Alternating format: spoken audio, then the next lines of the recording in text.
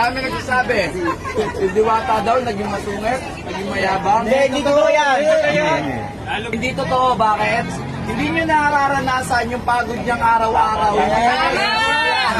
So sa mga nakapaligid dito, sana naiintindihan nyo yun bilang nagtatrabaho siya, nagbi-business siya. Hindi siya vlogger. Kagaya namin na pwede mag-inarte ka o ganyan. Siya business-minded siya. Hindi siya pwedeng mag-ano-ano kahit mag-arte-arte siya dyan. Wala siyang arte. Bakit?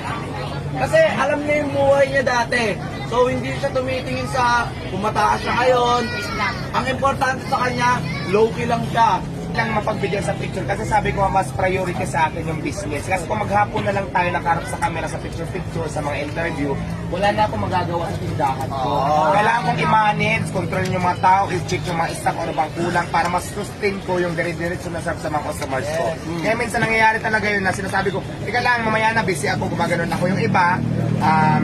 Pag tinapik na pagpa-picture, tapos may sinabi akong ganon, malaki ng ulo. Hindi totoo yan. Picture kami, kung sinasabi ko, may oras po ako para sa picture, may oras para sa interview. Pero dapat bigyan nyo din ako ng oras para makapagtrabaho. Yun lang naman.